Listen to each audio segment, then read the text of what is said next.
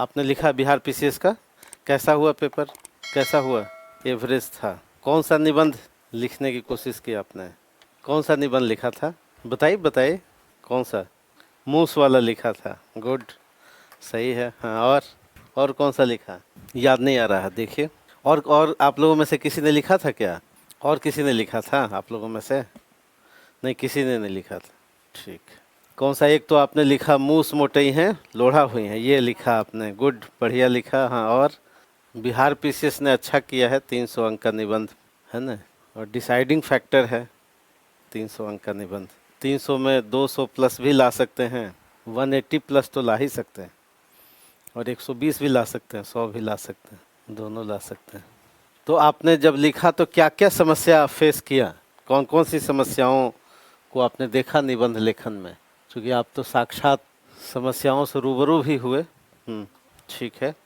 अच्छा, टॉपिक ही नहीं समझ में आया, यानी एक समस्या आती है कि हमको समझ में ही नहीं आता, विषय ही नहीं समझ में आता, जिसको आप टॉपिक कहते हैं, इसको समझने में दिक्कत आई। कौन कौन सा लिखा था? एक तो लोकोक्ति लिखा, और क्या लिखा? एक तो आपको लोकोक्ति में समझने में दिक्कत आई होगी। चलिए, यूपीएससी में तो लोकोक्ति होता नहीं है, तो वहाँ पर ये समस्या से आप दूर हैं। दूसरा क्या लिखा था? बाकी जो 2 सेक्शन है, इंतज़ार नहीं करता। हाँ, ठीक है। जंगल अपने पेड़ स्वयं तैयार करता है, संभवतः आपने देखा भी होगा आप लोगों ने। जंगल अपने पेड़ स्वयं तैयार करता है, वह लोगों के बीज फेंकने का इंतज़ार नहीं करता, वो प्रतीक्षा नहीं करता कि कोई वहाँ बीज फेंके, यानी स्वावलंबी बनने पर ये बात हो रही थी। हाँ, बताइए। और कोविड के बाद जो बदलाव मांगती जो एजुकेशन सिस्टम है, इस पर लिखा था, गुड। तो और जो सिविल सेवा के जो निबंध हैं, उनमें क्या क्या समस्या आती है? अगर आप लोगों ने कुछ देखा हो विषय को, पिछले वर्ष के सवाल को, तो क्या समस्या, या देखा ही नहीं, हो सकता है कि ना देखा हो, नहीं देखा हो, देखा नहीं है, प्रश्न भी नहीं देखा है, कोई बात नहीं।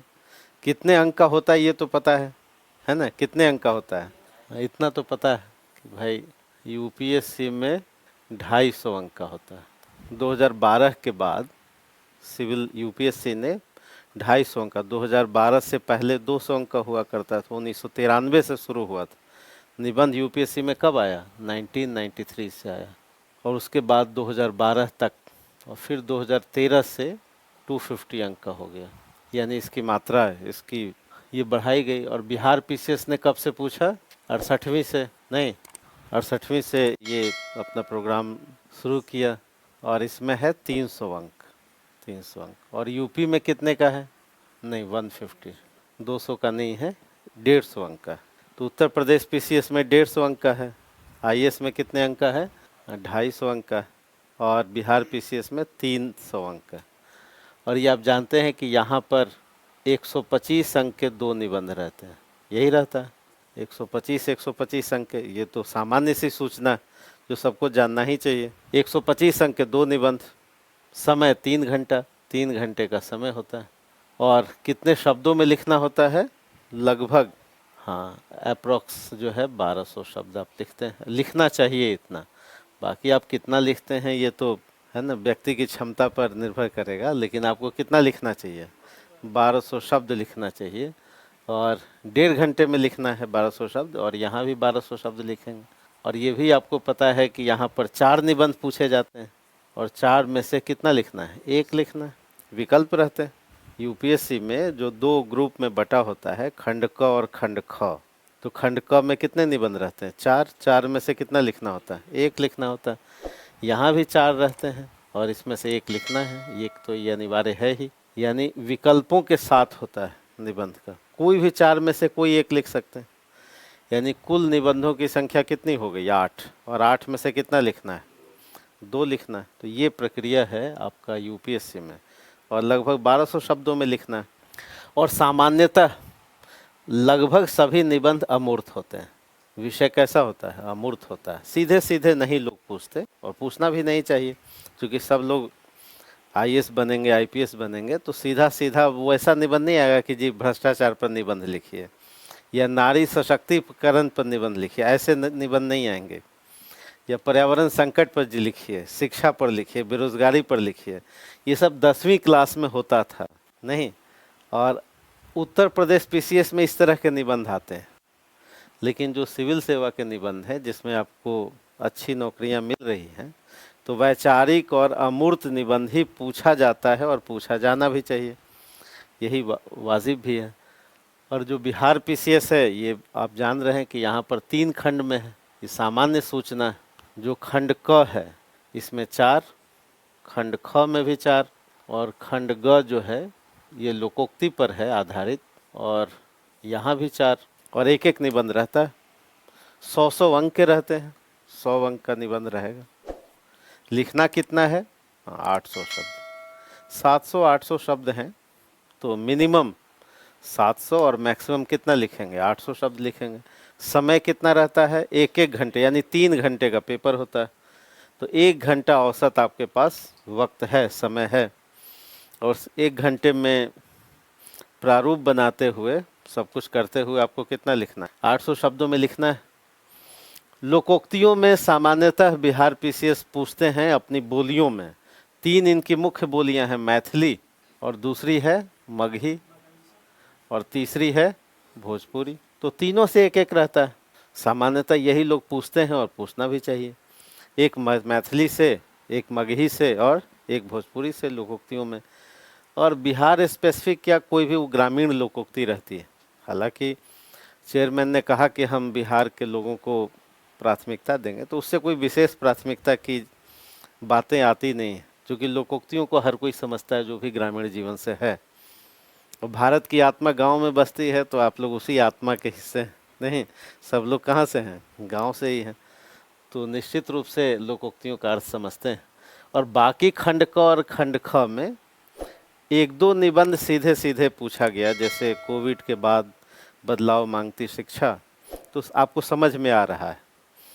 या इंटरनेट ने विश्व गांव बना दिया है, एक ये निबंध जो आपको सीधे सीधे समझ में आ रहा था। बाकी सभी निबंध, यानी 12 में से 10 निबंध कैसे थे? वो वैचारिक थे और समझने में आपको क्या होती? थोड़ी सी दिक्कत आती। तो हम लोग इसी सब पे चर्चा करेंगे, यूपीएससी के निबंधों को और बिहार पीसीएस के निबंधों को। ये दोनों करने के बाद उत्तर प्रदेश का बन जाएगा, क्योंकि उत्तर प्रदेश का निबंध क्या होता है? सामान्यतः जिस पैटर्न पे आप सोचते रहे हैं वैसी ही चीज़ें रहती हैं। तो अगर ये कर लेते हैं तो वो तो खुद ही तैयार कर लेंगे। नहीं कर लेंगे या नहीं कर लेंगे? हालांकि कई बार नहीं करेंगे तो फंस भी सकते हैं। अभिमन्यु ने कहा था कि भाई इतना दरवाज़ा तो हम पास कर जाएंगे। भीम ने कहा कि अंतिम तो हम गदा के चोट से क्या करेंगे, लेकिन वो वक्त आया ही नहीं कि गदा के चोट से वो तोड़ा जा सके, और अभिमन्यु शहीद हो गए। लेकिन यूपी का जब तैयार करना हो तो उसको भी करना पड़ेगा अलग से, है ना। लेकिन इतनी तैयारी आपकी हो जाएगी कि वो सेल्फ कर सकते हैं उत्तर प्रदेश वाला। तो हम लोग फोकस रखेंगे आईएएस में पूछे गए निबंधों को और बिहार पीसीएस में पूछे गए निबंधों को। बिहार पीसीएस में खंड क और खंड ख में जो पूछे जा रहे हैं वो सामान्यतः इसी स्तर के हैं, यूपीएससी स्तर के हैं, दोनों लगभग सेम स्तर के हैं। तो इसका मतलब है कि खंड क और खंड ख इसकी तैयारी आपको यही वाला करना है, और खंड ग में क्या करना है? लोकोक्ति पर बात करनी। तो ये वाला हिस्सा। तो कहाँ से पढ़ना चाहते हैं? लोकोक्तियों से कि इससे, कहाँ से, जहाँ से आप, या दोनों पर आज थोड़ी थोड़ी चर्चा करते हैं। और क्या समस्या आती है जो आप लोग अपने से, अगर कोई है आपके पास अनुभव बताइए। बचपन से लिखते रहे हैं, बचपन से तो लिखते रहे हैं, तो क्या क्या समस्या आती है? या कम लिखा होगा, पास करने के लिए लिखा होगा। देखिए निबंध में समस्या क्या आती है, सबसे पहले हम लोग देख लें प्रॉब्लम्स को। समस्या आती है कि जो विषय है, एक तो ये अमूर्त है। अमूर्त का मतलब क्या? ये सामान्यतः जो यूपीएससी में जो दोनों खंड से जो पूछे जाते हैं और बिहार पीसीएस में जो पूछे गए, ये सभी निबंध कैसे हैं? अमूर्त हैं। अमूर्त का मतलब है कि इसका कोई विशेष अर्थ है या कोई विशेष विचार है, और एक होता है सरल अर्थ, जिसको हम कहते हैं शब्दार्थ।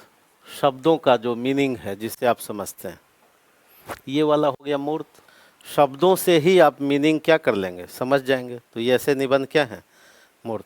जैसे मान लिया कि कहा जाए जी बेरोजगारी, तो एक शब्द है और जिसका एक मीनिंग है, आप समझते हैं, तो ये मूर्त है, सीधा सीधा विषय। मान लिया आपके सामने एक आ गया कि भ्रष्टाचार पर निबंध लिखिए, पर्यावरण संकट पर निबंध लिखिए, गांधी पर निबंध लिखिए, गांधी पर निबंध लिखिए, तो ये सब कैसा है, मूर्त है, आपको सब समझ में आ रहा है विषय नहीं। लेकिन अगर यही हम कह दें, दूसरी बात अगर हम बदल दें इस निबंध को कि गांधीवाद, गांधीवादी दर्शन एवं भारतीय संस्कृति, अब थोड़ा सा ये चेंज हो गया। चेंज हुआ कि नहीं? एक हुआ कि गांधी पर निबंध लिखिए, दूसरा हमने निबंध का टॉपिक क्या कर दिया, गांधीवादी फिलॉसफी और इंडियन कल्चर। या हमने कह दिया कि गांधी की अहिंसा भारतीय संस्कृति में सदैव से निहित रही है। अब ये थोड़ा अमूर्त टाइप का हो गया नहीं।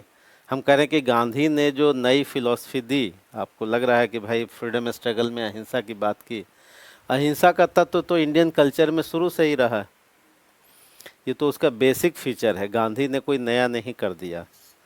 अब इसमें आपको लिखने में क्या रहेगी, 1200 शब्द लिखने में समस्या आ सकती है, लेकिन केवल गांधी जी पर रहेगा तो आप पूरा दे सकते हैं। गांधी जी का जन्म यहाँ हुआ, उनके पिता का नाम क्या है, एजुकेशन क्या है, तो उनकी जीवनी भी आप लिख सकते हैं, है ना।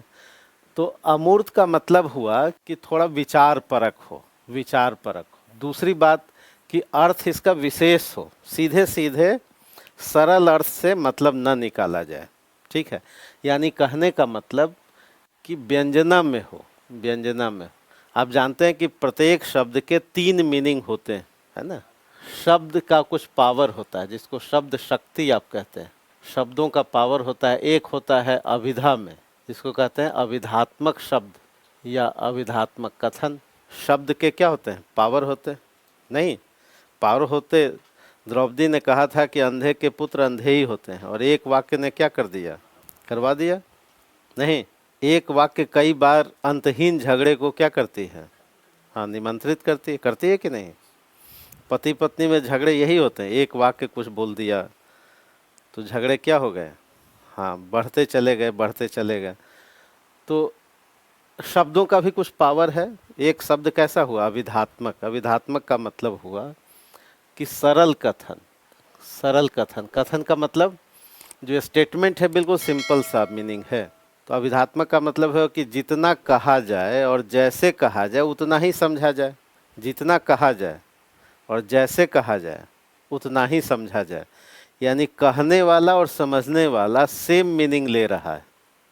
जैसे अगर हम कहें कि राम दशरथ के पुत्र हैं, या कहें कि गाय एक जानवर है, तो जितना कहा गया उतना ही समझा गया।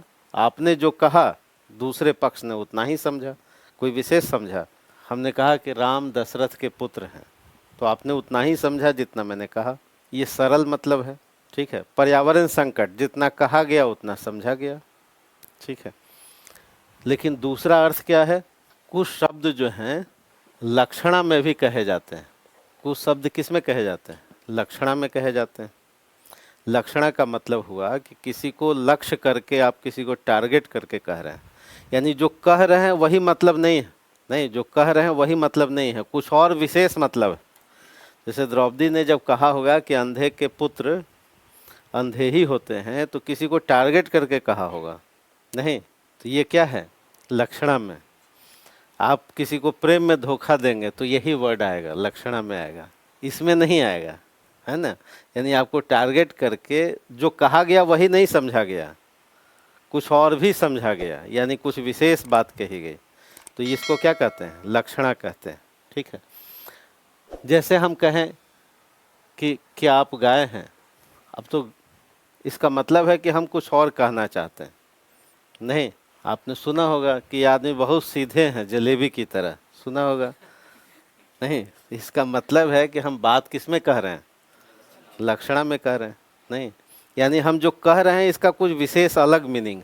तीसरा जो मतलब होता है, तीसरी जो शब्द शक्ति है वो है व्यंजना। व्यंजना, व्यंजना का मतलब होता है कि कई अर्थ रिफ्लेक्ट हो, कई अर्थ व्यक्त होंगे, एक मतलब नहीं है, या जितना कहा जाए उतना ही मतलब नहीं, कई सारे मीनिंग इसके होंगे। और ये मीनिंग व्यक्ति के आधार पर, परिस्थिति के आधार पर, समय के आधार पर, समाज के संदर्भ में, धर्म के संदर्भ में, राजनीति के संदर्भ में, अर्थ के संदर्भ में बदलते रहेंगे। हो सकता है कई सारे मीनिंग, यानी व्यंजित होना, यानी शब्द के अर्थ क्या होते हैं, गूंजते हैं, व्यंजित होते हैं। तो शब्द की ये 3 शक्तियाँ। तो जो सिविल सेवा में निबंध पूछे जाएंगे, लक्षणा में सामान्यतः लोकोक्तियाँ पूछी जाती हैं।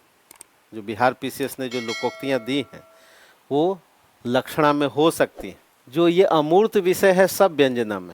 जो यूपीएससी के जितने निबंध हैं वो सब किस में है, कई सारे मतलब निकलते हैं उसके। तो उन मतलबों को, उन अर्थों को आपको जानना है, तभी आप 1200 शब्द लिख सकते हैं या 800 शब्द लिख सकते हैं। ये वाला सीधा सीधा हो सकता है उत्तर प्रदेश में पूछा जाए या 10वीं स्तर पर पूछा जाए। जैसे और भी बचपन में आप पढ़ते होंगे गाय पर निबंध, तो आप लिखते ही होंगे। नर्सरी में पहली, दूसरी, तीसरी, चौथी कक्षा में तो कहाँ पूछा जाता है विधात्मक। तो आपके उत्तर में भी कैसा होना चाहिए, आपके उत्तर में भी जब ऐसा पूछा गया है तो आपका आंसर भी इसी तरह का होना चाहिए। यानी जैसा क्वेश्चन किया गया उसका उत्तर भी उसी फॉर्मेट में दिया जाना चाहिए। तो हम लोग इसको व्यवहारिक स्तर पर देखेंगे, तो सैद्धांतिक बात है। व्यवहारिक स्तर पर देखेंगे कि आखिर कैसे लिखा जाए निबंध को। जो पूछा गया व्यंजना में, जो अमूर्त में, जो वैचारिक, जो हो सकता है जिसको दार्शनिक आप कहते हैं, क्योंकि अंततः हर विषय का एक दर्शन है ना, इसलिए लास्ट में जो उपाधि मिलती है वो क्या मिलती है, पीएचडी, डॉक्टर ऑफ क्या मिलता है। चाहे वो फिजिक्स से कीजिए, हिंदी से कीजिए, एक ही उपाधि है ना। बात पहले क्या है, बीए है, बीएससी है, बीकॉम है, लेकिन लास्ट में सबको पीएचडी क्यों कहा जाता है, और सबसे लास्ट में डॉक्टर ऑफ लिटरेचर कहा जाता है। नहीं, डिलीट का मतलब क्या हुआ, डॉक्टर ऑफ लिटरेचर। तो हर विषय का एक लिटरेचर, फिजिक्स भी कीजिएगा तो डिलीट ही कहा जाएगा या पीएचडी कहा जाएगा। ये नहीं कहा जाएगा कि डॉक्टर ऑफ फिजिक्स नहीं, ये उपाधि है। क्या उपाधि है, डॉक्टर ऑफ लिटरेचर की उपाधि है या डॉक्टर ऑफ फिलॉसफी की उपाधि है। तो हर विषय जा कर के अंत में एक फिलॉसफी पर केंद्रित है, और फिलॉसफी क्या है कि अंतिम व्यक्ति का कल्याण। चाहे वो आप फिजिक्स पढ़िए, केमिस्ट्री पढ़िए, या हिंदी पढ़िए, या मैथ पढ़िए, या मेडिकल साइंस पढ़िए, या बीटेक पढ़िए, जो भी कीजिए, अंततः जो पढ़ाई का उद्देश्य क्या है कि जो अंतिम व्यक्ति है, यही फिलॉसफी रहती है। कई सारे मार्ग से गुजरिए, अंत में कहाँ चले जाइएगा, अंत में इस फिलॉसफी पर पहुँचते हैं कि आपकी सारी पढ़ाई का एक ही उद्देश्य है, और वो है क्या, अंतिम व्यक्ति क्या हो, लाभान्वित हो। अगर स्वयं लाभान्वित होते हैं तो इसका मतलब है कि वो पढ़ाई का उद्देश्य नहीं है। इसलिए आपसे इंटरव्यू में भी पूछा जाता है। तो अंतिम व्यक्ति, गांधी जी भी इसी को कहते थे कि कोई भी काम करने से पहले ये ज़रूर सोच लो कि अंतिम व्यक्ति पर उसका क्या असर पड़ रहा है। तो ये है पीएचडी की बात। तो हम देखेंगे कि जितने आपके निबंध पूछे गए वो व्यंजना में या अमूर्त में या वैचारिक या दार्शनिक क्यों पूछे जा रहे हैं, उसका मतलब क्या है, इसको देखिए। तो शब्द शक्तियों को आपने जाना कि सीधे सीधे ये निबंध नहीं पूछे जाते, आपसे कुछ उसके वैचारिक मतलब। जैसे पूछा गया कि छप्पर मरम्मत करने का समय तभी होता है जब धूप खिली हुई हो, ये सिविल सेवा का निबंध पूछा गया। अब सीधी बात नहीं है इसमें, धूप खिली हुई हो तो जो आप सोच रहे हैं कि बाहर धूप खिली है वही मतलब नहीं। छप्पर मरम्मत, छप्पर का मतलब कुछ और है। जैसे आपसे लोकोक्ति में पूछा गया, तो इसमें नहीं पूछा गया, अभिधात्मक में नहीं पूछा गया, इसमें पूछा गया मूस मोटाई है, तो मूस का कोई मतलब होगा, मोटाने का भी मतलब होगा नहीं, लोढ़ा का भी कोई मीनिंग होगा, और हाथी घोड़ा का भी मीनिंग होगा नहीं। सीधा सरल मतलब नहीं है उसमें कि मूस का मतलब आप जानते हैं, और ये जानना कोई उपलब्धि नहीं है, उपलब्धि। मूस का मतलब चूहा होता है, ये जान करके आप कोई अंक नहीं लाने जा रहे हैं, है ना। तो ये तो सब कोई जानता ही है, लेकिन मूस का कुछ और मतलब भी होता है। इसका मतलब है कि वो बातें लक्षणा और व्यंजना में कही जा रही हैं, तो इसको समझना। लक्षणा और व्यंजना में, व्यंजना के कई सारे, लक्षणा का मतलब किसी एक को टारगेट करके कह रहा है ना। जैसे आपने हिंदी में पढ़ा होगा कि गोपियाँ टारगेट करके उद्धव को कह रहे हैं, नहीं। तो जब किसी को टारगेट करके कह रहे हैं तब वो क्या हुआ, किसी को लक्ष्य करके, किसी को टारगेट करके जब आप कहते हैं। जैसे आप लक्षणा में हो सकता है कि आज की राजनीतिक व्यवस्था को कुछ कहना चाहें, है ना। ज़्यादातर गांव के लोग इसमें बात करते हैं, शहर के लोग इसमें कम बात करते हैं, है ना। होता है कि नहीं, ज़्यादा लक्षणा में कौन बात करता है, ग्रामीण जीवन में, या जो बुज़ुर्ग लोग हैं, जो अनुभव से जो लोग जुड़े हैं, शहरों में यही लोग ज़्यादा बोलते हैं। नहीं, ये बात कहाँ है, गांव में है ना। शादी विवाह में जो गालियाँ होती हैं वो भी इसी में होती हैं, नहीं? हाँ, तो अविधात्मक जो शब्द है वो कहाँ ज़्यादा प्रयोग होता है? शहरीकरण में, क्योंकि शहरीकरण में अनुभव कम होता है और इसीलिए, और थोड़ा संपर्क भी कम होता है, संबंध भी कम होता है, तो लोग अविधात्मक बातें करते हैं। जैसे हमने उदाहरण दिया होगा पहले भी, जैसे आप लोग दिल्ली में हैं, कुछ नहीं करके जाइएगा घर पर, नहीं, उदाहरण दिया होगा कि आप दिल्ली में हैं, मान लिया 4 साल 5 साल गुजार दिया आपने, और जब आप लौटेंगे घर तो वहाँ के बुजुर्ग क्या बोलेंगे आपसे? अगर गांव में हैं, नहीं, तो हमने कहा वो 4 शब्द बोलेंगे, बबुआ, नहीं, दिल्ली, रिटर्न, बाड़न, 1 2 3 4, 4 शब्द। ये 4 शब्द आपका भूगोल बताएगा, नहीं, आपका विचार बताएगा, आपने क्या किया है वो अब तक सब ये 4 शब्दों में क्या है? नहीं, बबुआ में कितना प्रेम है कि नहीं? प्रेम से बोलेंगे, लेकिन प्रेम में ये व्यंग भी है, नहीं, उपहास भी है, इसमें विरोध भी है, कई सारी बातें हैं। बबुआ एक शब्द नहीं है, नहीं, इसका मतलब है एक शब्द। अब छोटे बच्चे को ही बबुआ कहा जा सकता है, लेकिन वही शब्द जब व्यक्ति यहाँ से बिना कुछ किए लौटे तो उसके लिए वही शब्द कुछ और मीनिंग लेता है। यानी प्रत्येक शब्द के कई मीनिंग होते हैं, वो समय परिस्थिति संदर्भों में क्या हो जाते हैं, बदल जाते हैं। और दिल्ली का भी मतलब दिल्ली नहीं है, वो भारत की राजधानी नहीं है, मतलब पूरा शहर घूम के आए हैं, नहीं, दिल्ली का भी एक विशेष मतलब निकलने लगेगा। और देखिए अंग्रेजी का शब्द भी उसमें जुड़ गया, नहीं, आप सीधा मतलब मत निकालिए कि लौटना हुआ, रिटर्न का मतलब बहुत कुछ गंवा के लौटना हुआ, नहीं, केवल लौटना तो नहीं है कि जी रिटर्निंग टिकट ले लिया, वही तो मतलब नहीं। तो कहने का मतलब है कि ये किस में बोला गया? लक्षणा में बोला गया, नहीं, और इसमें कई सारी बात निहित है, ठीक है। तो आपको ये समझना पड़ेगा कि आखिर किस संदर्भ में बोला गया, क्यों बोला गया, क्या कहा गया, इसका मतलब क्या है, और बहुत सारे मीनिंग है इसमें। अब इसमें 1000 शब्द लिख सकते हैं, नहीं लिख सकते? मान लें कि ये निबंध पूछा जाए तो बहुत सारे शब्द लिख सकते हैं। तो समस्या क्या हुई? सबसे बड़ी समस्या हुई कि हम इसके अर्थ को समझे, और अर्थ आपको दोनों समझना पड़ेगा, सरल अर्थ भी और विशेष अर्थ भी। विशेष का मतलब जो लक्षणा में है और जो व्यंजना में है वो भी समझना पड़ेगा, और जो अभिधा में है, तो ये दोनों अर्थ समझना पड़ेगा। दूसरा समझना पड़ेगा कि भाई इसको हम विस्तार कैसे करें, ये एक दिक्कत आती है, विस्तार कैसे करें। निबंध में ये समस्या आती कि विस्तार कैसे करें, और ये समस्या क्यों आती है? इसलिए आती है कि इसमें कोई स्टोरी है ही नहीं। आदमी विस्तार करने में सहायता कब मिलती है? जब हमारे पास स्टोरी हो जाए। जैसे आपको कहा जाए कि जी राम कथा पर निबंध लिखिए, अब आपके सामने एक स्टोरी आ गई, नहीं, सब सुना है आपने, आ गई कि नहीं? अभी एक राम कथा पर विवाद भी चल रहा है ना, लेकिन एक स्टोरी आ गई। ये क्यों विवाद हो गया? इसलिए कि कम परिश्रम में अधिक जब अर्जित करते हैं तो कहीं ना कहीं क्या होता है, भेद खुल जाता है। क्योंकि आपकी तैयारी कम है, नॉलेज कम हो, और आप जल्दी से जल्दी क्या चाहें, कुछ अन्यत्र कारणों से सीढ़ियाँ चढ़ना चाहें, तो उसमें दिक्कतें आ जाती हैं। तो आखिर निबंध में विस्तार में समस्या क्या आती है? समस्या है कि कोई स्टोरी ही नहीं, और ये स्टोरी बनी रहती है अगर कोई ऑप्शनल आप पढ़ते हैं, कोई विषय पढ़ते हैं, मान लें कि हिंदी में आप पढ़ रहे हैं या इतिहास में पढ़ रहे हैं, इतिहास में राष्ट्रीय आंदोलन को लिखना है, तो आपके पास एक फ्रेम बना हुआ है, तो कुछ न कुछ आप लिख लेते हैं। जैसे जीएस में कुछ न कुछ आप आंसर क्या करते हैं, लिख लेते हैं। ऑप्शनल की तैयारी में भी कुछ न कुछ लिख लेते हैं, क्योंकि आपके पास कुछ पढ़ा है तो कुछ स्टोरी के रूप में है मैटर।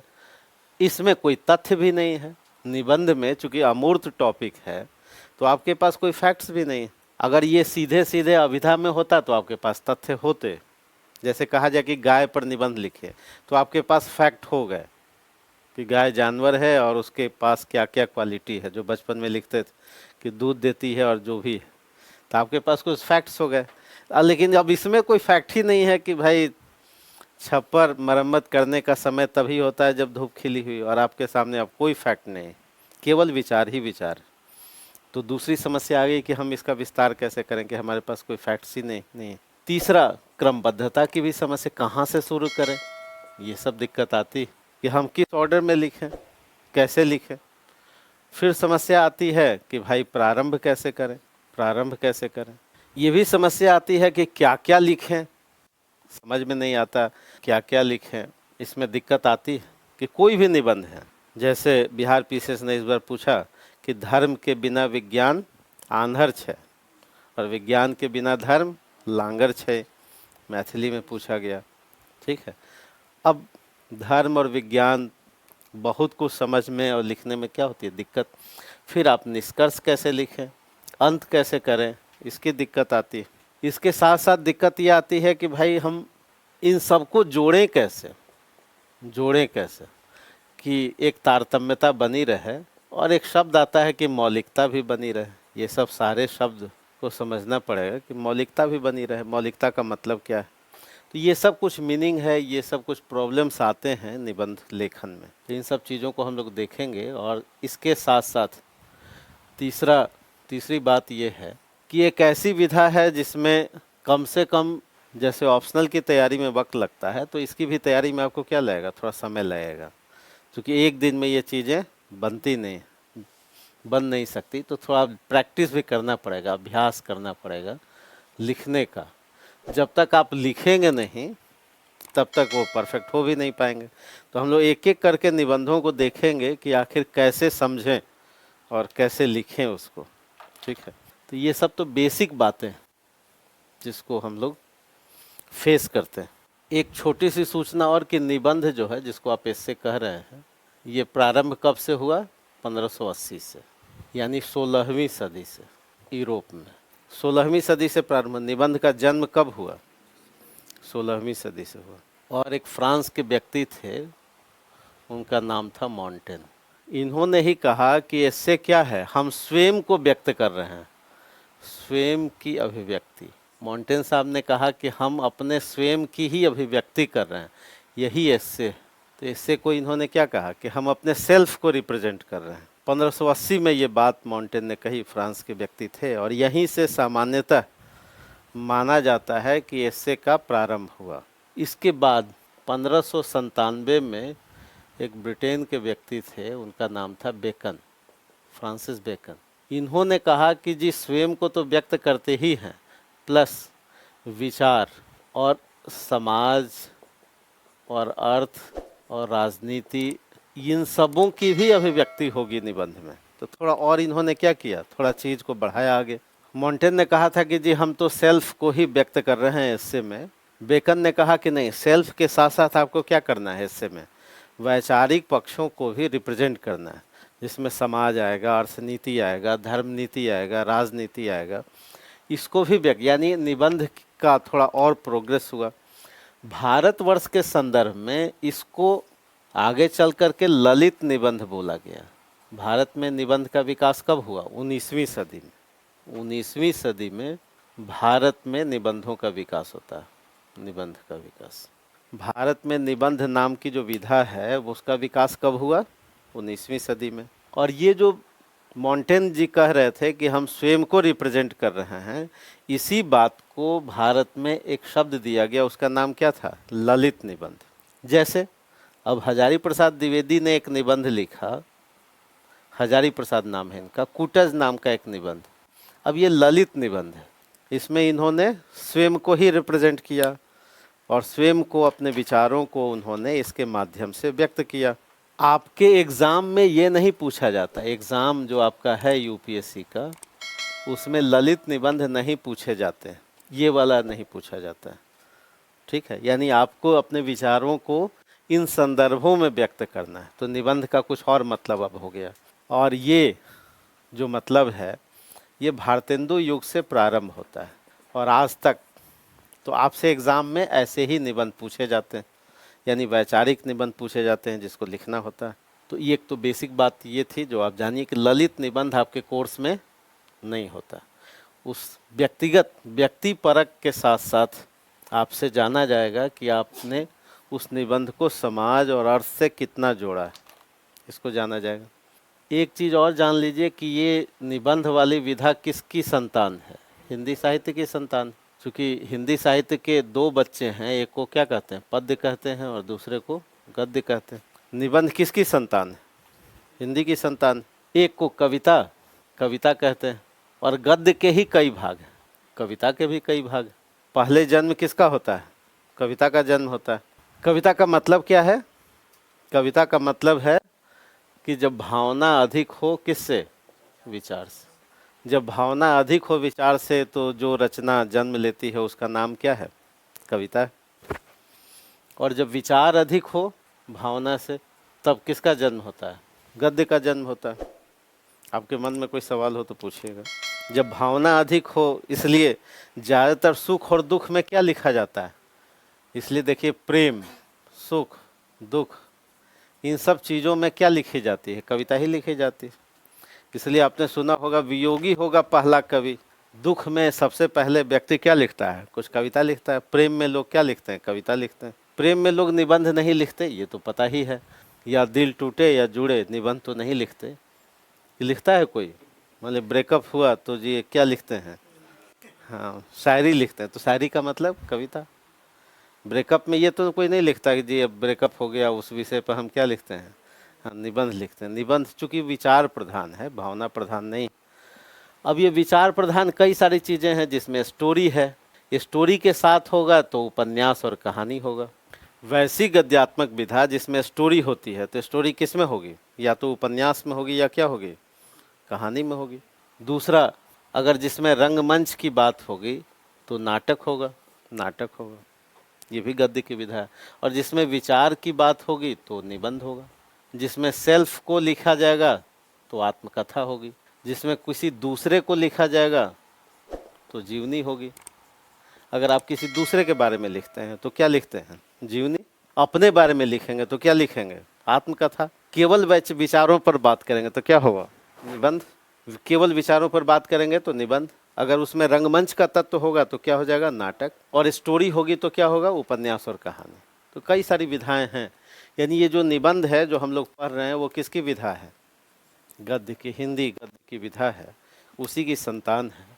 और ये सब कुछ बेसिक बात है। इसमें कोई प्रश्न हो आपके पास तो बताइए। हाँ, पूछिए पूछिए।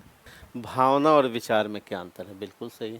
विचार का मतलब है कि हम तर्क से बात कर रहे हैं, रीजनिंग होगा उसमें। विचार का मतलब है कि कोई कार्य है तो उसके पीछे लॉजिक भी होगा, कारण भी होगा, है ना। जैसे मान ले कि कोई गरीबी पर बात करता है, मान ले कोई बेरोजगारी पर, किसान पर बात करता है। जैसे हम अभी रामायण पर ही, आदि पुरुष एक विषय है, नहीं? जैसे अभी मोदी जी अमेरिका गए, वो भी एक विषय है। इस पर दो तरीके से बात हो सकती है। एक तो इमोशनल बात हो सकती है, जिसमें हम तर्क को क्या करें? साइड करें। तर्क पर हम बात नहीं करेंगे, कारण पर हम बात नहीं करेंगे, है ना। इस पे कम करेंगे। तो कम करेंगे तो भावना का प्रसंग आ गया, नहीं? अगर हम कहें कि नहीं जी, भावना को पीछे रखिए, हम कैसी बात करेंगे? तर्क पर आधारित करेंगे, कुछ लॉजिक करेंगे। मान लिया कि हम अगर इस आदि पुरुष पर बात करें, किसान पर बात करें, बेरोजगारी पर बात करें, तो हम कहें कि जी गरीबी पर ही बात करें। तो तर्क यही हुआ कि गरीबी का मतलब क्या है? गरीबी का मतलब है कि हम अवसरों से वंचित कर दें, तो ये गरीबी हो जाएगी। किसी का अवसर छीन लें तो व्यक्ति और समाज क्या हो जाएगा? गरीब हो जाएगा।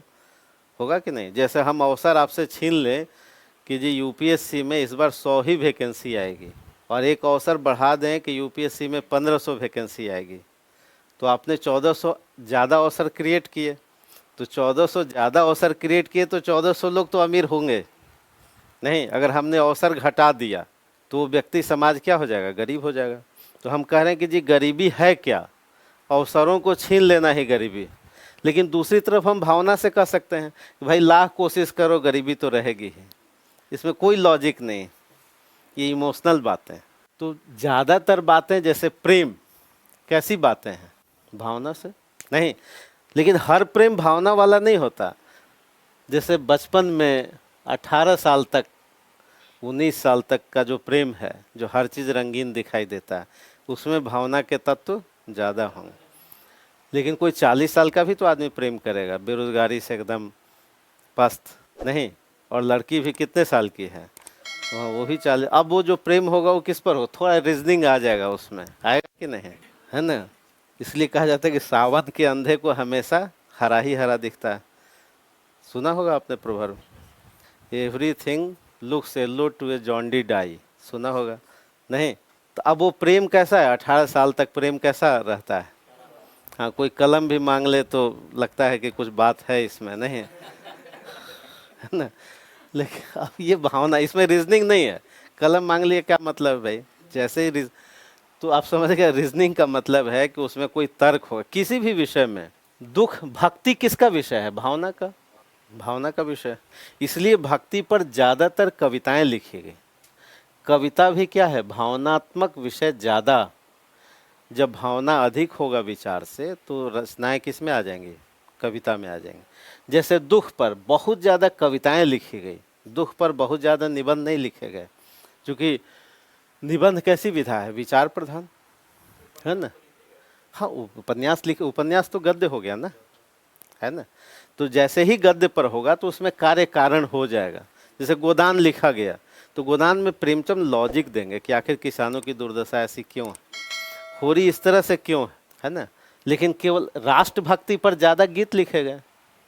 आपने देखा होगा कि मंचीय जो कवि हैं वो राष्ट्रभक्ति पर जब बात करते हैं तो उसमें रीजनिंग कम होता है, इमोशन ज़्यादा होता है।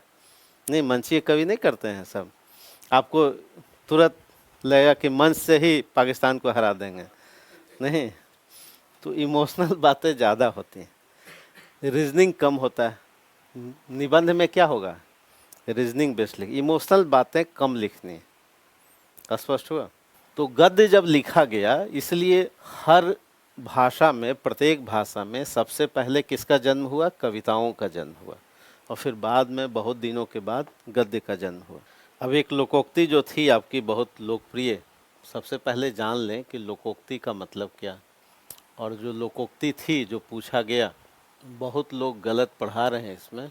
ये बिहार पीसेस ने पूछा, ऐसी 4 लोकोक्तियाँ पूछी उसने। तो लोकोक्ति पहले समझ लीजिए कि लोकोक्ति का मतलब क्या है। लोक है प्लस उक्ति। लोकोक्ति का क्या मतलब? लोक प्लस उक्ति। उक्ति का मतलब क्या है? कथन यानी स्टेटमेंट। उक्ति का क्या मतलब होता है? कथन यानी स्टेटमेंट। लोक का मतलब क्या होता है? ग्रामीण समाज, जिसको आप लोक समाज कहते हैं। लोक का सरल मतलब क्या होता है? लोक कहाँ रहता है? गाँव में रहता है, शहरों में नहीं रहता। ठीक है, ये लोक से ही लोग बन गया है। लोग जो शब्द है वो किससे बना है? लोक से बना है। ग्रामीण समाज, इसका मतलब है, ग्रामीण समाज का मतलब है कि भारत की अभी कितनी प्रतिशत आबादी गांव में है? कितनी प्रतिशत आबादी हो गई? मान लें कि अप्रोक्स लगभग कितना है? 70% ग्रामीण क्षेत्र में है। और 20% वैसे भी लोग होंगे जो गांव से शहर में आए हैं, जिनका दिमाग अभी भी लोक वाला है।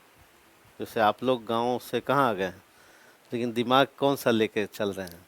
नहीं, ग्रामीण दिमाग लेकर के शहर में हैं। ऐसे लोग भी हैं जिनका जन्म ही पाले से, मान लिया अगला जनरेशन जो आपका होगा, और मान लिया आपकी शादी दिल्ली में ही होगी और दिल्ली में ही नौकरी लग गई, तो नेक्स्ट जनरेशन वो गांव से नहीं रहेगा। फिर क्या हो जाएगा? वो शहरीकरण से आ जाएगा, है ना।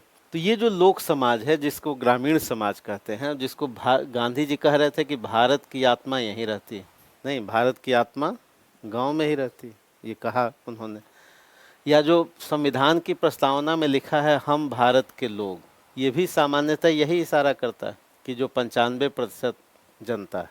नहीं, वैसे तो 100% है, लेकिन कुछ लोग कहने को संविधान के अंतर्गत हैं, संविधान से क्या ऊपर, नहीं व्यवहार में। तो इन्हीं के बीच जो उक्ति कही गई, उसी को क्या कहा जाता है? लोकोक्ति कहा जाता है। अब ये, इसमें खासियत क्या है, इसकी क्या विशेषता है? इसकी सामान्य विशेषता है कि ये अनुभव का धनी होता है, शहरी मिजाज की तुलना में। जो लोग शहर में हैं उनका अनुभव कम होता है ना। किसी भी बेसिक प्रॉब्लम का अनुभव कम होता है शहर के लोगों का। क्यों कम होता है? क्योंकि वो प्रकृति से दूर होते हैं, प्रकृति से दूरी होती है। और क्यों कम होता है? यानी जिसके, इनकी विशेषता है कि वो प्रकृति से क्या होंगे? नज़दीक होंगे। और जो शहर के लोग होंगे वो क्या होंगे? जहाँ नगरीकरण है वो प्रकृति से लोग दूर होते हैं, ये दूरी होगी, यहाँ कम अनुभव ही होगा। अनुभव कम क्यों होता है? जैसे आज जो नौकरी में जो लोग हैं, इसलिए कहा जाता है कि भाई एसी कमरे में बैठ करके आप किसान की समस्या पर नियम बना रहे हैं, एजुकेशन पर नियम बना रहे हैं। कौन? जो आईएएस अधिकारी हैं, उनको पता ही नहीं है, उन्होंने तो पढ़ा बीए तक, बीएससी किया, एग्ज़ाम पास कर गए। लेकिन गांव में एजुकेशन सिस्टम है क्या? जैसे अभी न्यू एजुकेशन पॉलिसी आई, ग्रेजुएशन कितने साल में करेंगे अब? 4 साल में करेंगे। ये जो नियम बना होगा, तो नियम बना होगा तो ग्रास रूट लेवल पर चिंतन नहीं हुआ होगा, है ना। नियम सुनने में अच्छा लगता है, क्यों अच्छा लगता है? चूंकि इसको ऑफिसर लोग बनाते हैं, तो इसका जो बाहरी ढांचा होता है वो बहुत सुंदर होता है। तो कोई भी नियम जब बनता है सरकारी स्तर पर, तो सुनने, देखने, विचार करने में बहुत अच्छा होता है, लेकिन प्रैक्टिकल अप्रोच उसका क्या होता है? नहीं होता। इसलिए वो नीचे जाते जाते वो क्या होने लगता है? असफल होने लगता है। जैसे अभी बीए जो 4 साल कीजिएगा तो लग जाएगा आपको 30,000 रुपया। 4 साल की फीस। कितनी बार एग्ज़ाम दीजिएगा? 8 बार। 8 बार एग्ज़ाम दीजिएगा, 8 टाइम्स। जब 3 बार एग्ज़ाम होता है तब तो सेशन 4 साल लेट होता है कि नहीं? बिहार में आपने इस चीज़ को भुगता होगा। एग्ज़ाम कितने होते हैं? 3 बार, तब सेशन कितना लेट हो जाता है? 3 साल। 8 बार एग्ज़ाम होगा तो, लेकिन अगर नियम पढ़ेंगे तो नियम में बहुत सारी अच्छाइयाँ होंगी, लेकिन ये जो अच्छाइयाँ हैं गांव तक जाते जाते वो सब क्या हो जाती हैं? अस्त व्यस्तता वाला हालात हो जाता है, जो विश्वविद्यालय की स्थिति है। दूसरा, गांव की जो आबादी है वो 30,000 नहीं दे सकती, दे सकती है। आप जरा गांव में जाइए और किसी लड़की को ग्रेजुएशन कराना हो, आप 30,000 रुपया ले लीजिए 8 बार एग्ज़ाम लेके, तो कितने लोग देंगे? नहीं देंगे कि देंगे? पढ़ाई होती नहीं है कॉलेज में। तो ये सब अब ग्रामीण स्तर पर आपको चीज़ों को नीति बनाते समय क्या देखना पड़ेगा कि इसको शहर का ही, यहाँ का बच्चा न जाने। मतलब दिल्ली का बच्चा के लिए तो ठीक है, चलिए गार्जियन भी दे देगा औसत रूप से, और उसको हर 6 महीने पर एक सेमेस्टर देने की आदत भी है। लेकिन गांव में बच्चों को जहां आत्मा बस रही, जो 70% आबादी है, उनको ना आदत है, ना उनके पास इतना पैसा और न समझ है, ठीक है। तो आपको उनके लिए नियम सरल बनाना पड़ेगा, है ना, सरल बनाना पड़ेगा। तो कहने का मतलब है कि जो शहर में जो लोग रहते हैं उनका अनुभव कम होता है। जैसे आज भी आप शहर में धीरे धीरे आएंगे तो अनुभव धीरे धीरे छीजते जाएगा, कम होता जाएगा। जो लोग दिल्ली में नौकरी कर रहे हैं वो क्या करते हैं? सुबह खाना पैक किया, टिफ़िन लिया, मेट्रो पे गए, ऑफिस में कुछ जोड़ तोड़ किया, फिर आए घर में टेलीविज़न पर कुछ इमोशनल बात की बच्चों से, फिर सुबह फिर टिफ़िन लेके चल दिए। नहीं, उनके पास अनुभव कहाँ होगा?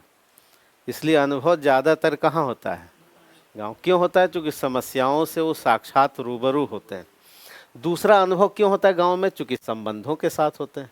यहाँ संबंधहीन संस्कृति है। शहर में क्या है? कोई अपना ही नहीं है। पिता और पुत्र में भी मोबाइल पे ही बात हो रही। तो जब संबंध का अच्छा बुरा पक्ष नहीं समझेंगे तो अनुभव होगा ही नहीं। नहीं, समाज, सामाजिक संबंध होता क्या है या संबंधहीन संस्कृति होती क्या है, ये सब हम कहाँ अनुभव करते हैं? दूसरा, गांव में विनिमय की भी बात है, एक्सचेंज पर भी। यहाँ पर तो कुछ होता ही नहीं है, सेल्फ है, व्यक्ति अकेला है, एक यूनिट फैमिली, एकल परिवार। अब एकल में और ही बच्चे से ही बात नहीं हो रही है, पत्नी से। दोनों अगर पति पत्नी नौकरी में हैं तो अनुभव कुछ कड़ा होगा, कुछ बातों का होगा, विशेष होगा ही नहीं। भारतवर्ष का जो अनुभव है, लोक जीवन, होली का अनुभव कहाँ से होगा? 2 ही लोग हैं, कितना होली, कितना रंग लगाएंगे? नहीं, गांव में कई तरह के संबंध हैं, तो होली का अनुभव कहाँ ज़्यादा होगा? गांव में हो। यहाँ तो जाइएगा तो छत से बच्चे क्या करते हैं? हाँ, गुब्बारे फेंकते। इतनी ही होली है, बस ख़त्म हो गया। और मुश्किल से एक शाम की होली है, वो भी कोई बच्चा बात नहीं कर रहा आपसे, ऊपर से फेंक करके हाँ कुछ हंस दे रहा है, बस हो गई होली। लेकिन यही होली होती है क्या गांव में? नहीं, कुछ अलग होगी। लोग एक दूसरे से क्या होंगे? मिलेंगे जुलेंगे। तो अनुभव होली का किसको ज़्यादा होगा? गांव को होगा। दीपावली का अनुभव क्या होगा? यहाँ कुछ पटाखे छोड़े, अपने घर में जलाया, ख़त्म हो गई दीपावली, पता भी नहीं चलेगा। इसलिए जितने फेस्टिवल्स हैं उसमें अधिकांश कहाँ है? गांव में। अब छठ ही है तो छठ का अनुभव कहाँ ज़्यादा होगा? गांव में होगा। नहीं, यहाँ तो बच्चे जानते भी नहीं, वो तो महीना भी नहीं जानते, जनवरी फरवरी तक ही जान पाते। सावन जेठ आषाढ़ जानते हैं क्या? नहीं जानते।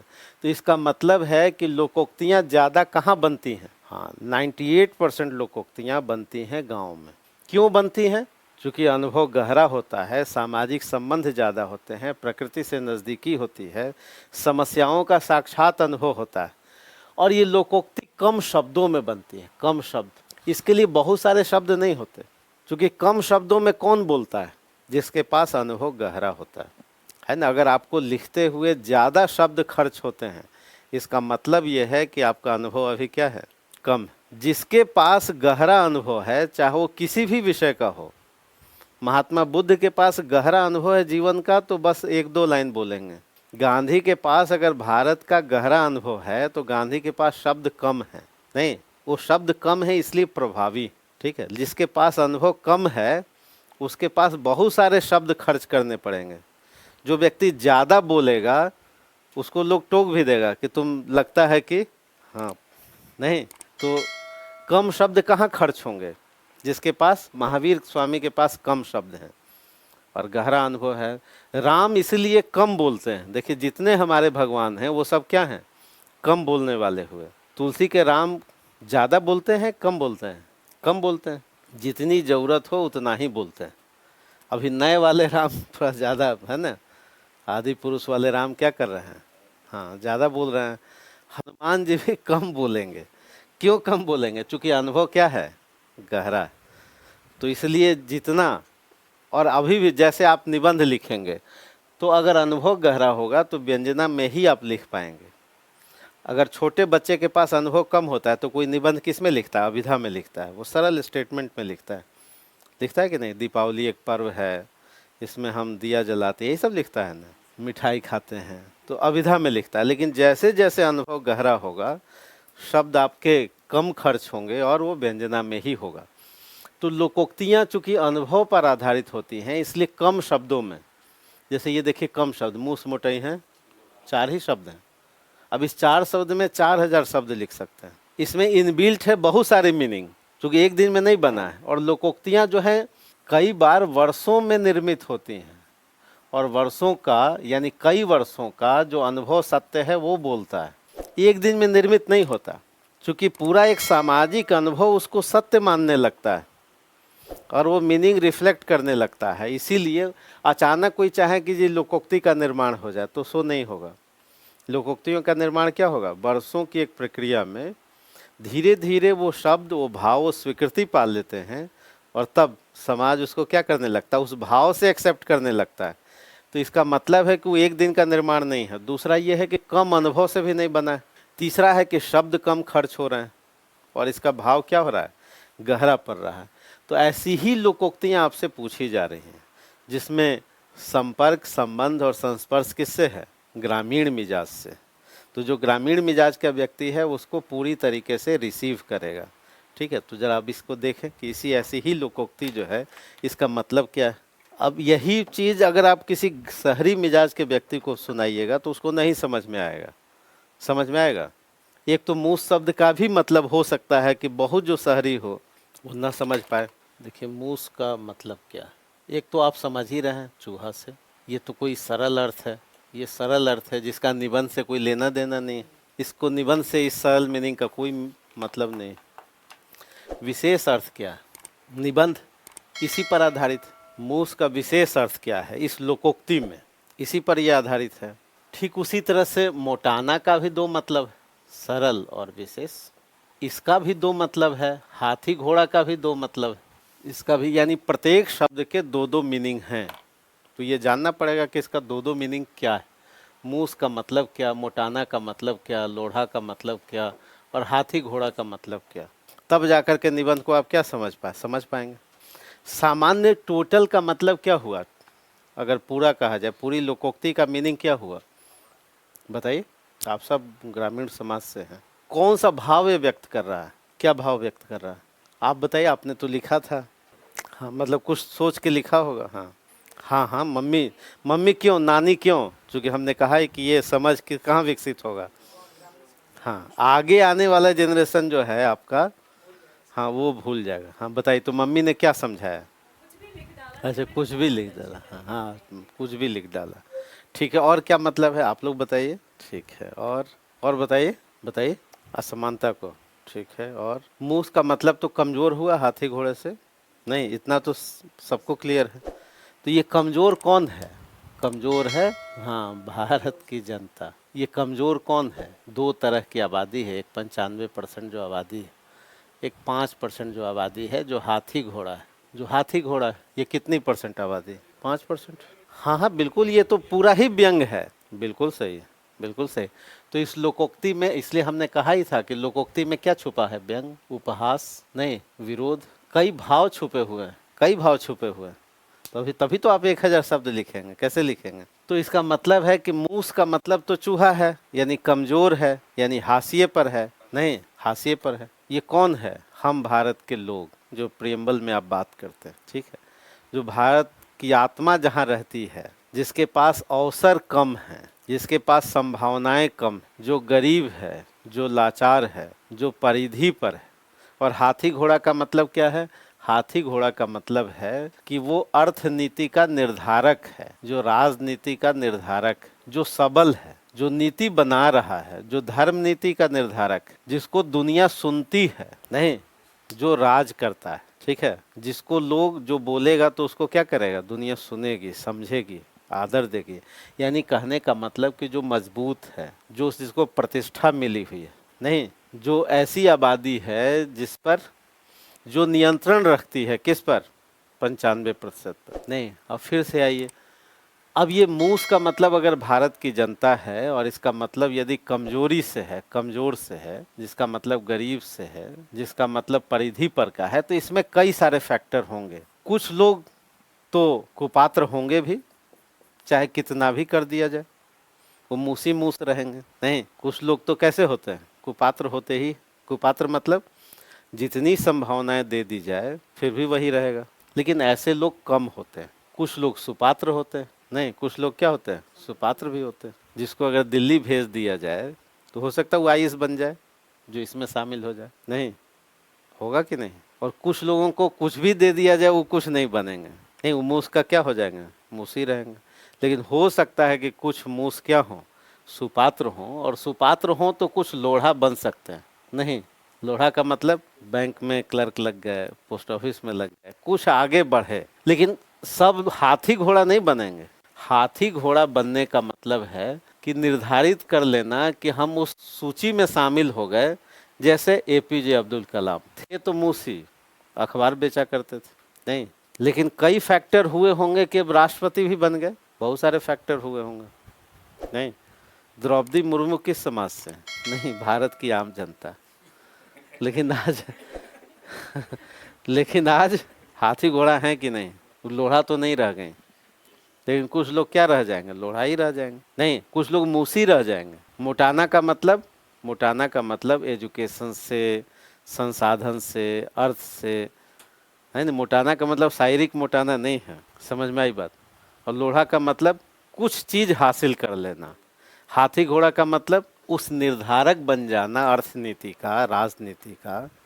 नहीं, डॉक्टर राजेंद्र प्रसाद हाथी घोड़ा बने, लाल बहादुर शास्त्री बने, नहीं दूर तक जाते थे पैदल, तब जाकर के स्कूल पहुंचते थे। नहीं, मार्टिन लूथर किंग बने, है कि नहीं? बुद्ध बने तो बुद्ध मूस नहीं थे, बुद्ध तो राजा के ही बेटे थे, उनको तो बनना ही था। नहीं भी कुछ बनते तो राजा बनते, नहीं अगर कुछ नहीं बनते तो क्या बनते? राजा बनते। उनके लिए तो उपलब्ध अवसर था। लेकिन चंद्रगुप्त भाई, उसको अवसर मिला, वो साम्राज्य निर्माता बना, वो लोढ़ाई नहीं रहा। नहीं, तो कई सारे लोग जब अवसर मिल जाए, संसाधन मिल जाए, यानी कुछ सुपात्र। लेकिन कुछ लोग क्या होंगे? कुछ लोगों को कुछ भी दे दिया जाए, हाँ वो लोढ़ा भी नहीं बन पाएंगे।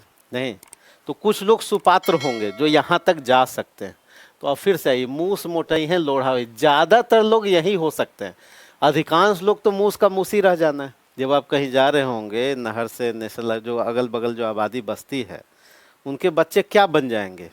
बताइए, क्या फ्यूचर होगा?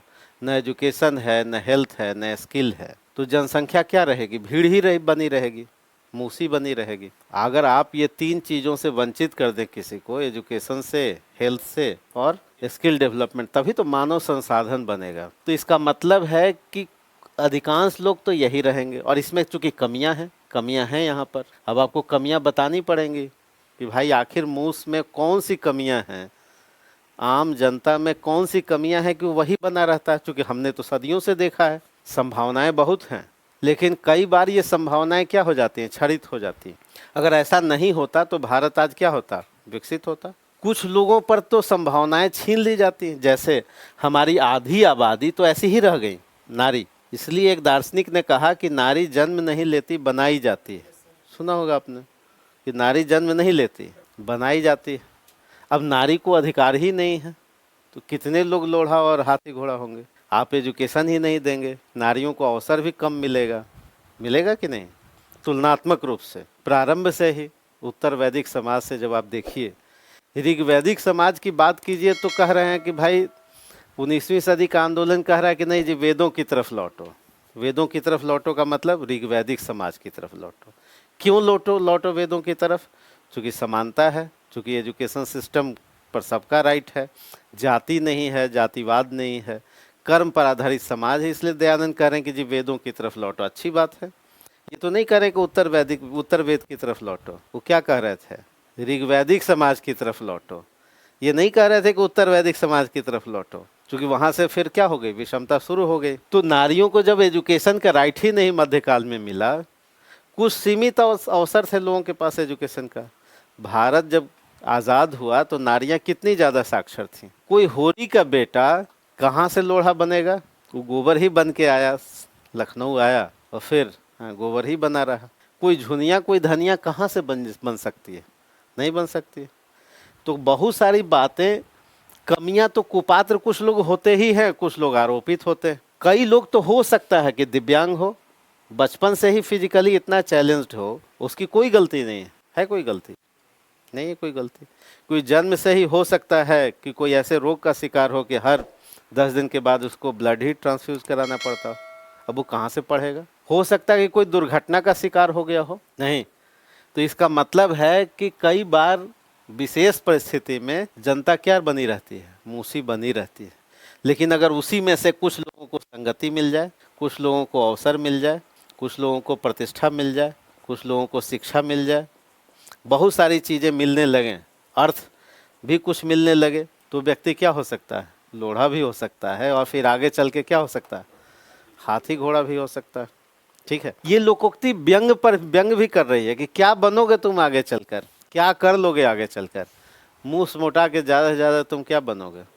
हाथी घोड़ा कभी नहीं बनोगे। नहीं, आप सोचिए कोई छोटा बच्चा है और वो किताब लिए हुए, तो वहाँ का लोकल जो गांव का आदमी है, बुजुर्ग, मुँह मोटे ही हैं, लोढ़ा हुई हैं। नहीं, देख लो बीए करके ही मारा चल रहा है। नहीं, हो सकता उसका पिता ही बोले छोड़ो किताब, आज काम करोगे तो 200 रुपये कमाओगे। नहीं, इसका मतलब है कि कुछ लोग उपहास का भी शिकार हो रहा है, कुछ लोग निंदा का शिकार हो रहा है। निंदा को कई लोग पॉजिटिव भी ले सकता है, तो हो सकता है हाथी घोड़ा बन जाए। जैसे आपसे कोई बार बार कहे कि तुमसे नहीं होगा, नहीं, तो हो सकता है इसको आप पॉजिटिव रूप में लें तो क्या बन जाए? हाथी घोड़ा बन सकते हैं। अगर पॉजिटिव रूप में न लें तो हो सकता है अपराधी बन जाए और बड़ा मूस बन जाए। नहीं, हो सकता नहीं। मान लिया कि एक क्षण किसी की बात बुरी लग गई और आपने उसको चार्ज ही कर दिया, नहीं, और फिर चले गए जेल, और फिर उधर से निकले तो भविष्य निर्मित। इसलिए कहा गया था कि लम्हों ने खता की थी और सदियों ने सजा पाई। एक जनरेशन कोई गलती करता है, एक क्षण की गलती करता है, और 3 जनरेशन सजा भुगतता है। ठीक है, अब 3 जनरेशन सजा भुगतता है का मतलब क्या हुआ? हाथी घोड़ा तो नहीं बनेगा कि बनेगा? नहीं बनेगा। तो अब इसमें कई सारी बातें हैं। तो मोटाना का मतलब समझ गए? मोटाना का मतलब एजुकेशन सिस्टम से, आर्थिक अवसरों से, कौशल विकास से जुड़ना। नहीं, तब जाकर वो क्या बनेगा? लोढ़ा बनेगा। लोढ़ा बनने का मतलब कुछ उपलब्धि हासिल कर लेना। न्यायाधीशों का सम्मेलन था, सुप्रीम कोर्ट के जज थे, और द्रौपदी मुर्मू ने क्या कहा? विज्ञान भवन में मीटिंग थी, उन्होंने कहा कि भाई ये कौन लोग हैं जो जेलों में बंद है इतने सालों से? सुप्रीम कोर्ट का जो चीफ जस्टिस है वो चुप। फिर बाद में उन्होंने कहा कि पर डे हम लोग कितना करेंगे, इतना डिस्पोजल देंगे केस का। ये कौन लोग हैं जो जेलों में बंद है? तो किन की तरफ इशारा था? वो जेलों में कौन बंद हैं? जो दबे कुचले। नहीं, कानून के समक्ष समानता नहीं है, क्योंकि वो कानून तो फिर अर्थ मांगता है, पैसा मांगता है, वकील रखिए। नहीं, कई लोग को तो मिल चुका, बरी हो गए तब भी अंदर हैं, कोई जमानत लेने वाला नहीं है। तो ये कौन लोग हैं? तो किसकी तरफ इशारा था? भारत की आम जनता की तरफ। नहीं, गांधी जी जब कहते कि भारत की आत्मा गाँव में बसती है, तो किसकी तरफ इशारा है? तो ये जो मूस है, जो, और हमारा संविधान कहता है कि भाई प्रत्येक जनता को, प्रत्येक मूस को क्या करना है? हाथी घोड़ा बनाना है। विश्वगुरु बनाना है कि नहीं? विश्वगुरु बनाना है तो कैसे बनेगा? भारत के लोग ही तो बनाएंगे उसको। अगर 150 करोड़ की आबादी अगर संपन्न हो जाए, शिक्षित हो जाए, तो इसका मतलब कि भारत में बहुत सारे संसाधन होंगे। आखिर अमेरिका में तो हमारे यहाँ से ज़्यादा हाथी घोड़ा वाले लोग हैं, नहीं? तो आखिर इस मूस में कौन कौन सी कमियां हैं जो मूस आगे नहीं बढ़ रहा है? एक तो भाई कमियां ऊपर से आरोपित, तो आप सरकारी सिस्टम को और समस्याओं को तो आप बता ही सकते हैं और उसमें बहुत सारा कुछ लिख सकते हैं, लेकिन कई सारी कमियां भी हैं और कमियां कई कारणों से। कबीर कह रहे थे कि जो लोक समाज होता है वो विस्मरण का शिकार होता है। तो ये मूस कैसा है? इसमें जो कमियां हैं वो क्या है कि स्मृति लॉस है, इसका स्मृति कम रहती, इसलिए वर्तमान में कोई उसको एक सिलेंडर दे दे तो वोट दे देती है कि नहीं? देती है कि नहीं? आप बिजली फ्री कर दीजिए, देती है कि नहीं? करती है।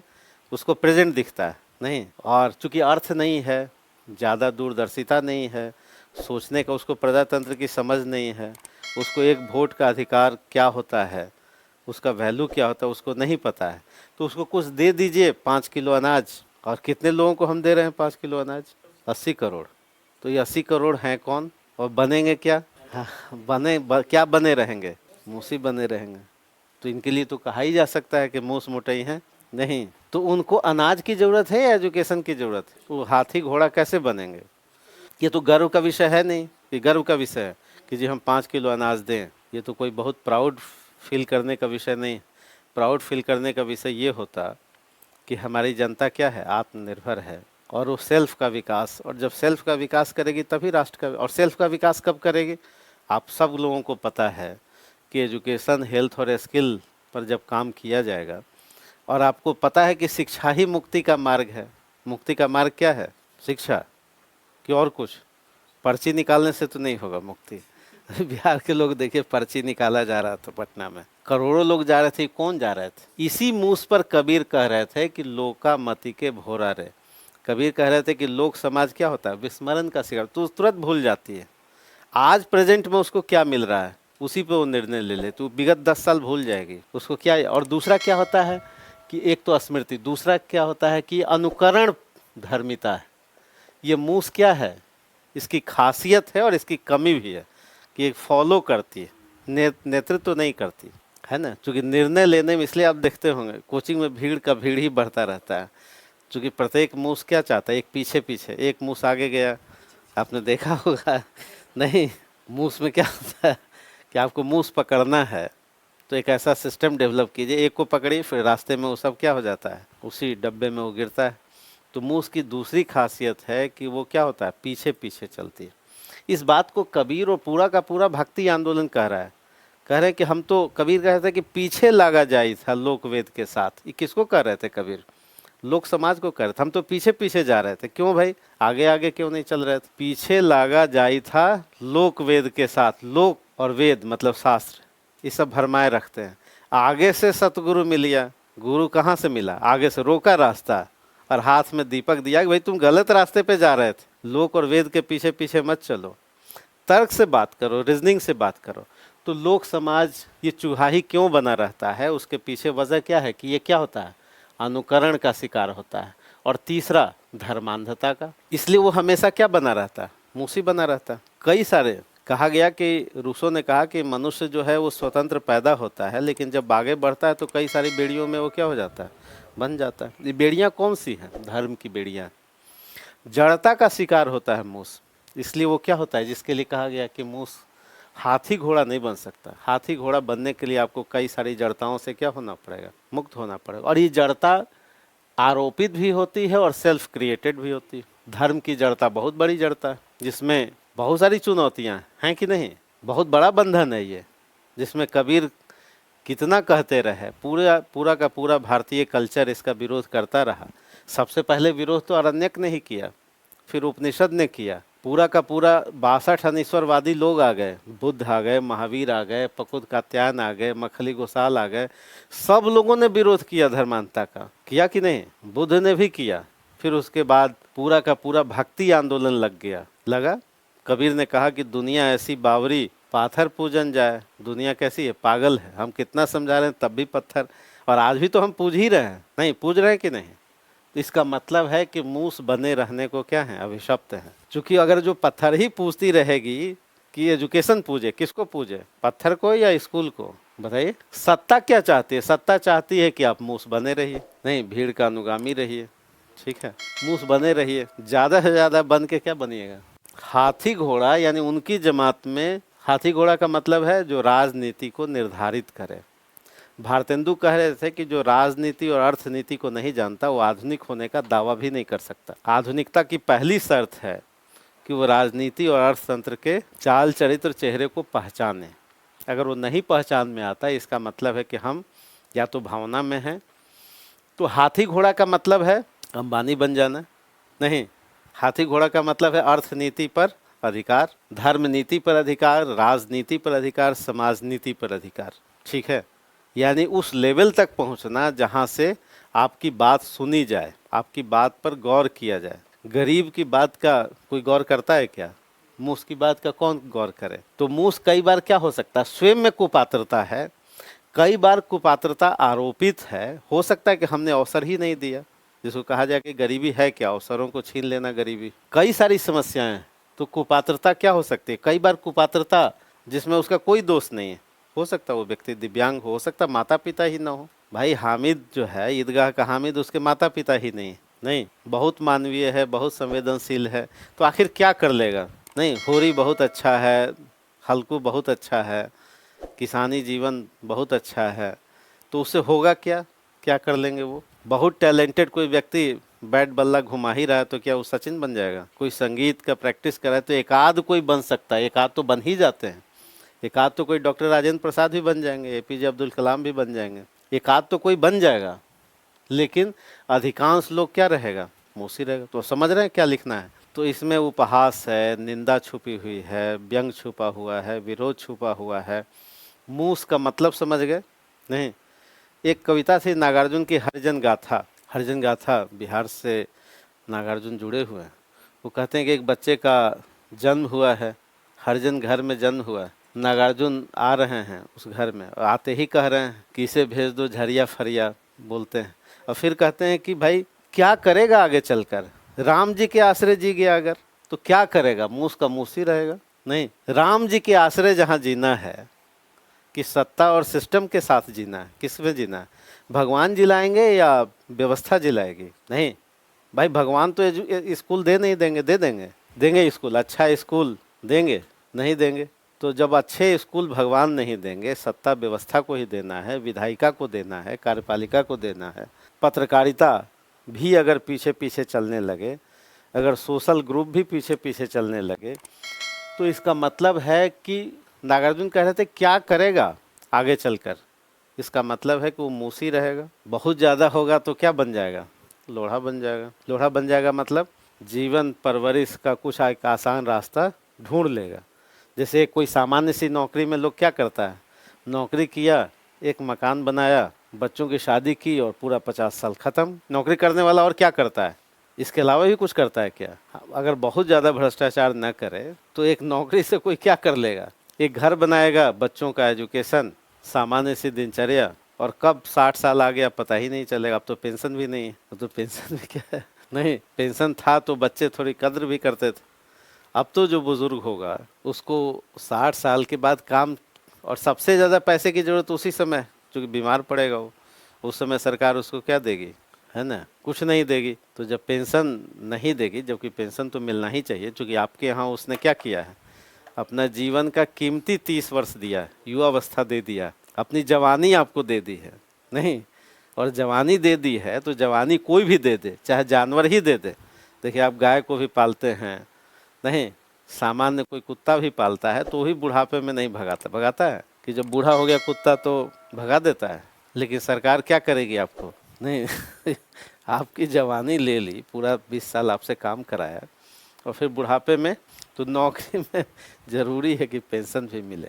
कहने का सेंस ये है कि मूस तभी लोढ़ा या हाथी घोड़ा बन सकता है जब पूरी एक व्यवस्था हो और मूस की जो अपनी प्रकृति है उस प्रकृति से भी क्या हो, मुक्ति मिले। यानी कई बार बाहर से आपको सारे अवसर दे दिए जाएं, तब भी जो नेचर है वो क्या है, या तो धर्म के कहीं ना कहीं अंधता है, तर्क नहीं है, रीजनिंग नहीं है, लॉजिक नहीं है, और कई बार क्या हो सकता है कि वो आरोपित हो। ठीक है, तो आप समझ गए ये। अब लिखा जा सकता है, लिखा जा सकता है, 500-400 शब्द लिखे जा सकते हैं, लिखे जा सकते हैं कि नहीं लिखे जा सकते? अब इसको कहीं से भी प्रारंभ कर सकते हैं। तो आपने वही लिखा जो अभी समझा, नहीं, कुछ और लिख दिया, कुछ और लिख दिया। तो लोकोक्तियों की समझ, हाथी घोड़ा का मतलब क्या है, मूस का मतलब क्या है, लोढ़ा का मतलब क्या है, इसमें संविधान कहाँ है, इसमें एजुकेशन कहाँ है, इसमें तो सब शामिल हैं। जितने फिलोसफर हैं सबको कोट किया जा सकता है। पूरे इतिहास की जो परंपरा है वहाँ से कोट किया जा सकता है। इतिहास के कई सारे फिगर हैं जहाँ पर आप क्या कर सकते हैं। विवेकानंद को कोई रामकृष्ण परमहंस नहीं मिलते तो क्या हाथी घोड़ा बनते? हो बनते? तो एक अवसर मिला विवेकानंद को, कहाँ नरेंद्र थे, कहाँ विवेकानंद हो गए? नहीं, तो कोई रामकृष्ण परमहंस मिला, उनको हाथी घोड़ा बना दिया। और उस नरेंद्र में भी खासियत थी, नहीं दोनों में खासियत थी। तो नरेंद्र में भी खासियत थी, जो मूस की अपनी कमजोरियां हैं उसमें नहीं थी। नहीं, अगर वो भी कमजोरियों में होते, रीजनिंग के साथ नहीं होते, धर्म के ही पीछे पीछे चलते होते, तो कहाँ कह पाते शिकागो में विश्व बंधुत्व का नारा, कहाँ से दे पाते? दे पाते? नहीं दे पाते। कोई कबीर वही रहते अगर रीजनिंग के साथ नहीं रहते। आज कबीर को आप सुन रहे हैं, इसका मतलब है कि वैचारिक स्तर पर तो हाथी घोड़ा है ही, ठीक है, वो राजनीति के, अर्थनीति के, समाज नीति के स्तर पर नहीं, लेकिन विचारों में तो इतना धनी है ही कि दुनिया सुन रही है। कि रह गए मूस? मूस तो नहीं रहे। क्या रैदास मूसी रह गए? क्या राजा राम मोहन राय, चंद्रगुप्त मौर्य? अब आप कितना लिख सकते हैं, बहुत सारी बात लिख सकते हैं।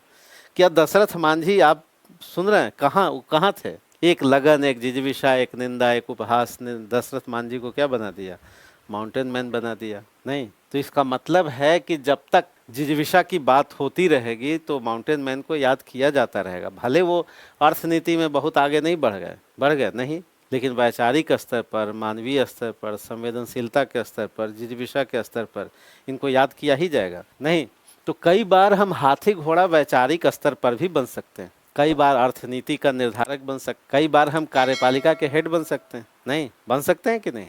राजनीति के शीर्ष पर जा सकते हैं, बौद्धिकता के, दर्शन के शीर्ष पर जा सकते हैं, साहित्य के शीर्ष। प्रेमचंद कहाँ थे? थर्ड डिवीजन, कहाँ साइकिल से चलते थे, जूता नहीं था। भाई वैचारिक स्तर पर प्रेमचंद को तो मारा नहीं जा सकता। जब तक हैं, जब तक सृष्टि है, जब तक प्रेमचंद हाथी घोड़ा हैं, नहीं है, पढ़ा जाएगा।